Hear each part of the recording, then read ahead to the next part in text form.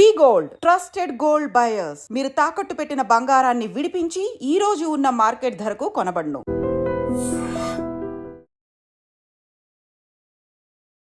Welcome to our channel. బంగారం గురించి ఒకసారి చూద్దాం. భారతదేశానికి బంగారానికి విడదీయలేని సంబంధం ఉందనుకోవచ్చు, ఒక బంధం ఉందనుకోవచ్చు. ఒక రకంగా ప్రపంచంలో భారతీయులు వినియోగించినంత బంగారాన్ని వేరే దేశస్తులు వాడరు. మనమే ఎక్కువ గోల్డ్ మీద ఇంట్రెస్ట్ చూపిస్తాం. ఎందుకంటే ఆర్నమెంట్స్ కానీ యూసేజ్ ఎక్కువ చేస్తాం వేరే దేశాల కంటే, ఫస్ట్ నుంచి కూడా. ఇప్పుడు కానీ కొన్ని దేశాలు ఇప్పుడిప్పుడే కొన్ని చిన్నగా ఇన్వెస్ట్మెంట్ స్టార్ట్ చేసినాయి. కానీ పుట్టిన పిల్లల దగ్గర నుంచి పెళ్ళిడికి వచ్చిన ఆడపిల్ల వరకు ప్రతి వాళ్ళకి బంగారం లేనిదే ఏ శుభకార్యం కూడా ఉండదు కదా. సో అది మనకి సాక్షాత్తు లక్ష్మీదేవితో సమానం. సో డెఫినెట్గా అందుకని అందరూ బంగారం మీద ఇన్వెస్ట్మెంట్ చేస్తారు. ఏటా టన్నుల కొద్దీ బంగారం దిగుమతి అవుతూ ఉంటుంది ఇండియాకి.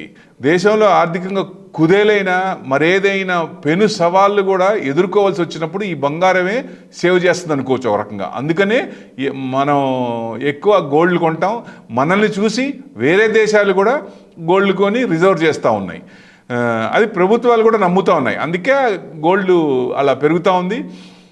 భారత్ ఇటీవల ఏకంగా 100 టన్నుల బంగారాన్ని ఇండియాకి మనం ఆల్రెడీ కొన్ని వేరే లండన్లో పెట్టింది మనం వెనక్కి తీసుకొని వచ్చాం ఆ గోల్డ్ని. అట్లానే లాస్ట్ 3 months 4 months బ్యాక్ 74 టన్నులు మళ్ళీ మార్కెట్లో కొని రిజర్వ్ చేసాం. సో ఎక్కువ అవకాశం వచ్చినప్పుడల్లా ఎక్కువ టన్నులు మనం కొనుక్కొని రిజర్వ్ చేస్తున్నాం. అది ఎప్పుడైనా ఆపత్కాలం ముందు మనకి ఇదవుతుందని మన ప్రైమ్ మినిస్టర్ మన్మోహన్ సింగ్ కానీ పివి నరసింహరావు కానీ వాళ్ళు చేసిన ఇదిని బట్టి డెఫినెట్గా అది వాళ్ళు ఆ రోజున మంచిగా చేశారు. దానివల్ల చాలా ఇబ్బందుల నుంచి మనం బయటకు వచ్చాం. సో దాన్ని చూసి మనమే కాదు ఇతర దేశాలు కూడా ఫాలో అవుతున్నట్టుంది. అందుకే ఎక్కువ గోల్డ్ రిజర్వ్ చేస్తున్నట్టు అనిపిస్తోంది. అంటే బంగారం ధర 80,000 దాటినా కానీ కొనుగోలు మాత్రం ఆగట్లేదు. కంటిన్యూగా కొంటూనే ఉన్నారు. అవసరం కదా, అవసరమైనప్పుడు కొంటూనే ఉంటారు. అంతలా గోల్డ్కి డిమాండ్ ఉందనుకోవచ్చు ఒక రకంగా. అంటే షాకింగ్ విషయం ఏంటంటే బంగారు నిల్వలు అధికంగా ఉన్న దేశాల్లో పోలిస్తే భారత్ ఇప్పటికీ 7వ స్థానంలో ఉంది. గోల్డ్ నిల్వలో అగ్రరాజ్యమే. USA main. వాళ్ళే తిరుగులేని రారాజుగా ఉన్నారు ఇప్పటికీ. 2024 సెప్టెంబర్ నాటికి అమెరికా వద్ద 8,133 మెట్రిక్ టన్స్ ఉన్నాయి బంగారం నిల్వలు. సో ప్రతి ఏటా మళ్ళీ పెంచుకుంటూనే ఉంటుంది.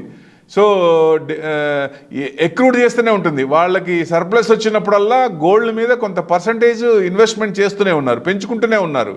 సో మరింత తిరుగులేని శక్తిగా అమెరికా రాజ్యం ఎదిగే ప్రయత్నం చేస్తుందన్నమాట. అంటే వాళ్ళే ముందుండాలి. ఎక్కువ ఆపత్కాలం ముందు ఏమైనా వచ్చినప్పుడు వాళ్ళకి డెట్ కూడా ఎక్కువ. ఆ డెట్ని కంట్రోల్ చేసుకోవాలన్నా గోల్డ్ రిజర్వ్స్ ఎక్కువ ఉండాలనే ఉద్దేశంతో వాళ్ళు ఇమీడియట్ క్యాష్ కాబట్టి లిక్విడిటీ ఉంటుంది కాబట్టి గోల్డ్ని ఎక్కువ చేస్తారు అనుకోవచ్చు. అంటే యుఎస్ తర్వాత 2వ స్థానం చూస్తే జర్మనీ ఉంది. జర్మనీ వద్ద 3,351 అంటే 3,351 టన్నులు బంగారం నిల్వలు ఉన్నాయి. ఇక 3వ స్థానానికి వస్తే ఇటలీ ఉంది. ఇటలీ దగ్గర 2,451.84 టన్నుల బంగారం ఉన్నట్టు నివేదికలు చెబుతున్నాయి. 4వ స్థానంలో ఫ్రాన్స్ ఉంది. ఉండగా దేశ రిజర్వ్ బ్యాంక్ వద్ద 2,436 టన్నుల మెట్రిక్ టన్ బంగారం గణాంకాలు చెబుతున్నాయి ఉన్నట్టు. ఆ తర్వాతి స్థానంలో చైనా కూడా 2,264 టన్నులు స్టోర్ చేసుకుంది. అది కూడా చిన్నగా మనల్ని చూసి వాళ్ళు కూడా గోల్డ్ రిజర్వ్ పెంచుకుంటా ఉన్నారు. ఈ మధ్యనే కొంచెం ఎక్కువ చైనా పెంచుకుంది అనుకోవాలి. స్విట్జర్లాండ్ కూడా 1,039, తైవాన్ 400. తైవాన్ ఏమో 422 టన్నులు ఉంటే పోలాండ్కి ఏమో 419.70 టన్నులు బంగారం నిల్వ చేసుకున్నాయి. చివరిగా 7వ స్థానంలో మనం ఉన్నాం.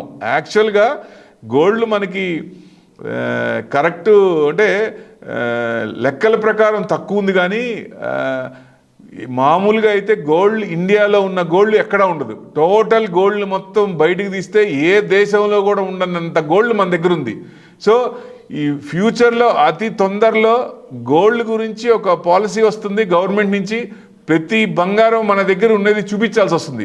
లాస్ట్ టైం వాళ్ళు చూపించినప్పుడు ఆడవాళ్ళ దగ్గర నుంచి వ్యతిరేకత వచ్చింది. కానీ ఈసారి కొంచెం ఆ పాలసీ తెచ్చేటట్టున్నారు. గోల్డ్ గురించి ఎక్కువ ప్రతిదీ మనం చూపించాల్సి ఉంటుందేమో అనిపిస్తోంది. చూద్దాం, లెట్ us హోప్.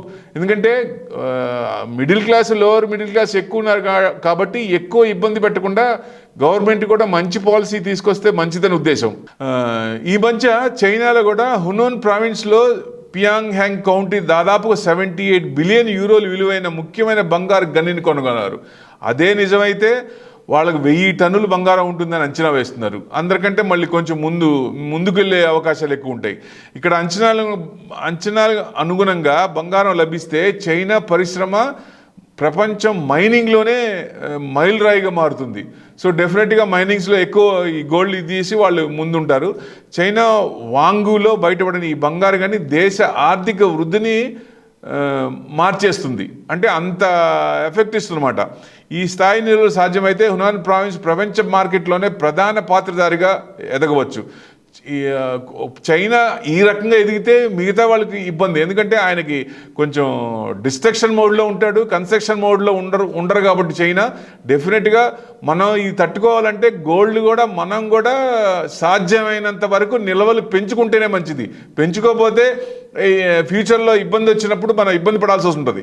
సో ఇట్లాంటివన్నీ చూసుకొని వాళ్ళు చైనా ఏం చేస్తుందో దాని ప్రకారం వాళ్ళకంటే ఎక్కువ మన దగ్గర కూడా గనులు ప్రయత్నిస్తున్నారు.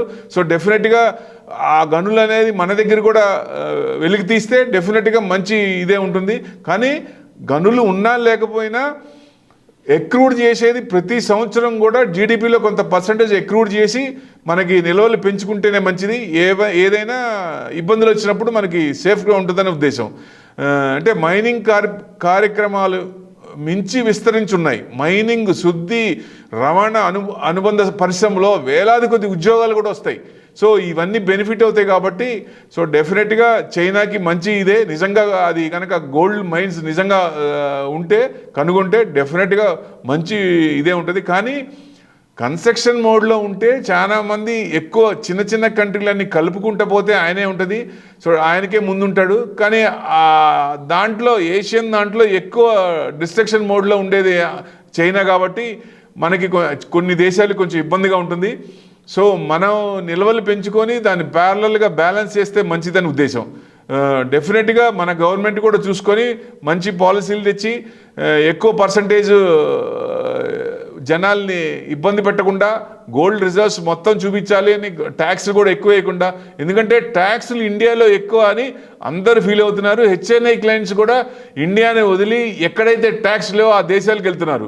సో గవర్నమెంట్ కూడా ట్యాక్స్లు చూసుకొని ఆ ట్యాక్స్లు తగ్గిస్తే మంచిది. డెఫినెట్గా 30% స్లాబ్లో ఉన్న వాళ్ళు కూడా టోటల్ ట్యాక్స్ చూస్తే 42% కడుతున్నారు. అంటే ₹1,00,00,000కి 42 లక్షలు కట్టాలి. ట్యాక్స్ విపరీతంగా ఎక్కువ కదా. ఇది పెయిన్ అనిపిస్తుంది. అందుకనే మెయిన్ హెచ్ఎన్ఐ క్లయింట్స్ అన్నీ ఇండియా వదిలి వెళ్తున్నారేమో అనిపిస్తుంది.